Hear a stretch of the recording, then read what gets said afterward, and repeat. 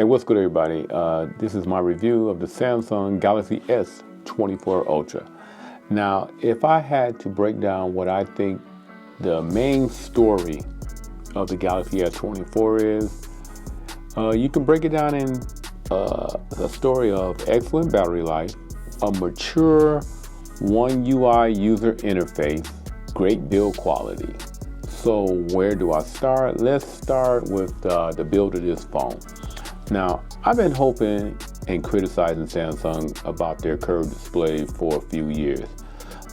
I was never a fan of it. I was so over the curved display and was hoping for a flat display.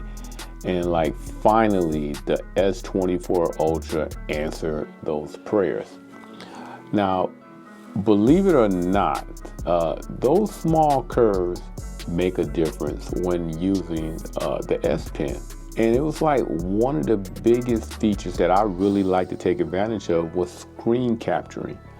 And I used to hate the fact that my S Pen would quickly fall off the edges in the middle of me trying to capture a picture or something, and I would miss capturing the picture altogether. I mean, it was very annoying. But now those issues are gone. Another cool thing, well, I won't say it's a cool thing, but the weight of the phone, the weight and build has a nice heft to it. The titanium trim, to me, really doesn't enhance the phone. It kind of looks similar to, the aluminum frame that the build was made from last year. So I kind of see a more of a visual improvement than a overall benefit. I've been rocking the orange one, and that phone does a great job of hiding fingerprints. And the titanium gold look that accents the camera sensor makes for a nice, very classic look to the back of the phone. Now, on the bottom, I do have a slight issue with my S Pen on my phone not being as flush with the bottom of the phone itself. I don't know if anyone else is having this issue, but it just not as flush as I would like it to be. So I'm kind of worried that maybe it could be pushed easily and I can lose the pen itself. So I don't know if anybody else had that problem, but if you do, let me know down below. The display is really nice. Now, the anti-glare display that people have been complaining about in a lot of ways was an actually much needed feature, but a lot of people still was not happy with the actual look, and it was not consistent with the signature Samsung display where you had a lot of saturation in color and you had the punchy reds, the yellows, the real bright displays. But at the same time, this kind of reduced glare feature was good in daylight, and it helped diffuse glare, making for a better viewing experience. But at the same time, it was not meeting the needs of the typical Samsung user. So Samsung did quickly address that with an update, and now you have a slider to help punch up the colors, bringing back that Samsung experience that a lot of hardcore Samsung fans wanted from Samsung. But I do give Samsung credit for at least trying to offer something a little different.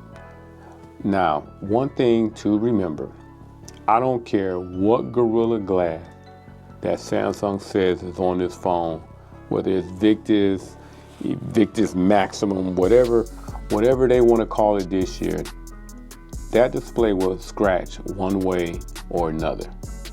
So that's why, whether it's like a plastic screen protector or a tempered glass, I'm going to protect my display.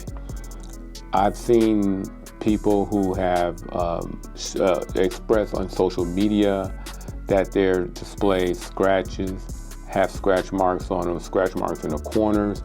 So like I said, I don't care what what type of Gorilla Glass is on this phone, it will find a way to scratch. Now, I kind of promised myself I wasn't going to go too technical when it comes to talking about the internals of this phone. But let's just say the phone plays high-end games better than your average phone. The user interface, which is like the skin that runs over the Google software, Android 14. Samsung One UI is probably one of the most customizable skins on the market today. It's not just for customizing, it does offer a lot of other benefits. Now, battery life on this phone will probably be the best for a mainstream phone this year. I'm just saying you won't find another phone that can boost a longer battery life consistently like this phone. So just in case you're wondering, the Galaxy S24 Ultra do have a 5,000 milliamp battery, and that's it as far as technical jargon. I'm not going to go no further. Let's talk camera. Now, the camera and video, the camera is kind of signature Samsung's. The saturation, the colors, in comparison with iPhones. But no need to worry. The pictures are what I call social media acceptable without editing. And in today's world, everyone adds filters anyway. They do all kind of little weird color corrections to the selfies these days. So as long as the picture is clear, have great color, and the video creates great 4K videos, I think everyday fans will love this phone capabilities. But for the techies, there's a lot to find wrong with video, and the emphasis on the colors leaning a little bit more to a punchy orange, more warm side of the color scale. Now, if you like that, then this part of the video probably would not make any sense to you. Why somebody like myself may find that an issue. I do like my video to be more neutral towards the cooler side when it comes to shooting video. The dynamic range is not up, for me, not being up to par with phones like the iPhone itself. It could be said though that Samsung has placed itself, in my opinion, as probably the best camera system on the Android side of things, but probably the second best camera system overall to iPhones, to the iPhone Pro series of cameras. So let's not forget the AI options. I really like that circle to search using the S Pen, and the overall features of AI being added to Galaxy devices put this phone ahead of iPhones. But there's rumors, and shame on Samsung, if it's true, that Galaxy AI features will need to be paid for in a couple of years. So right now, we're just pretty much just trying out these features.